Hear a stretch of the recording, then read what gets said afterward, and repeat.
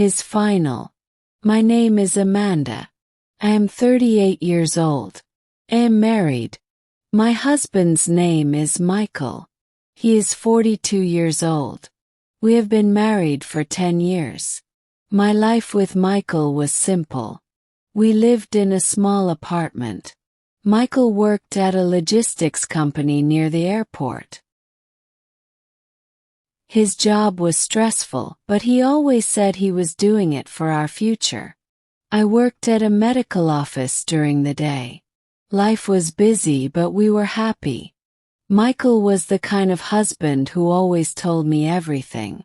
If something good happened at work, he told me. If something went wrong, he told me that too. That was our rule. No secrets. At least that's what I believed.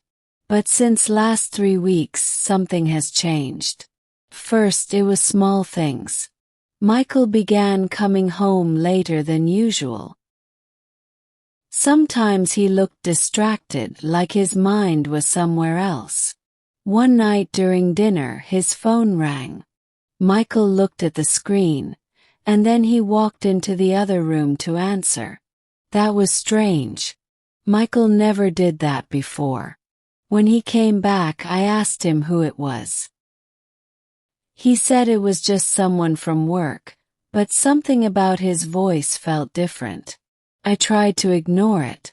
I told myself I was imagining things, but my heart felt heavy. A few days later, I went to visit Ellen. Ellen is my friend. She lives in the apartment next to ours.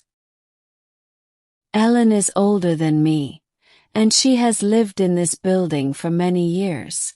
I knocked on her door. Ellen opened it and said, "Amanda, come in." We sat at the small table in her kitchen. Ellen looked at me. She said, "Amanda, what's wrong?"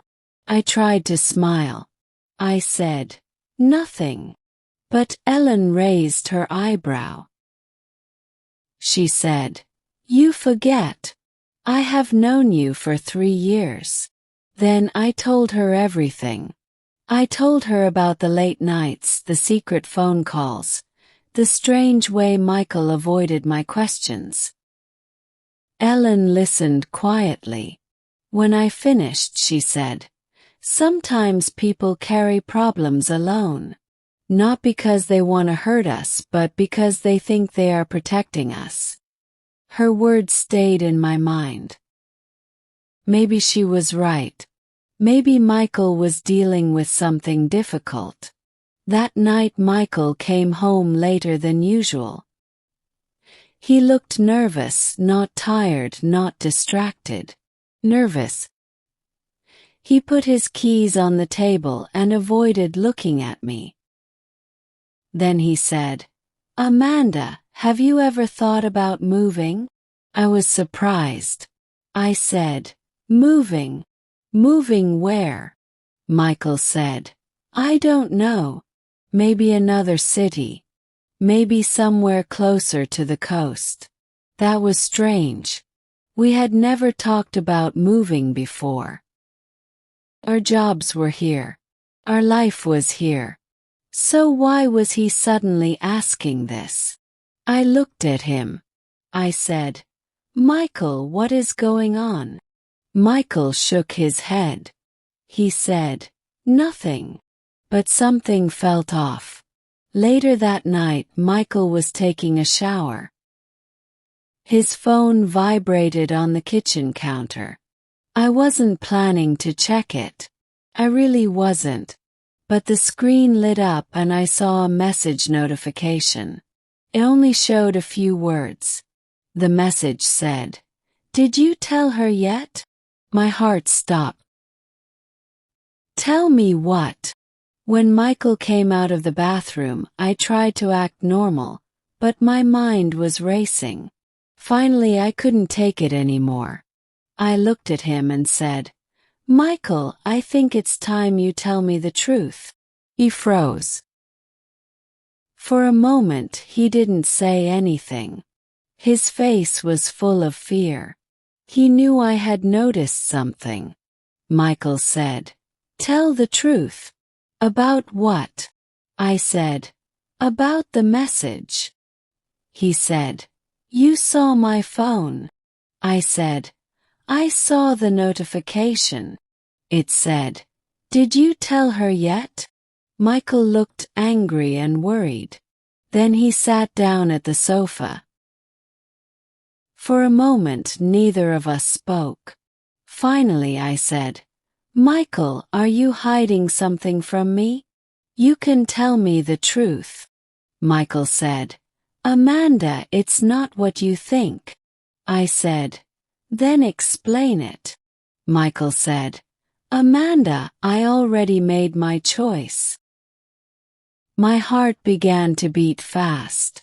I said, what choice? Michael said, Amanda, you remember when my company started having problems last month? He nodded. He had mentioned something about budget cuts. Michael said, things got worse. Much worse. My department is closing. For a moment I didn't understand. I said, closing? Michael nodded. He said, I'm losing my job. The world stopped.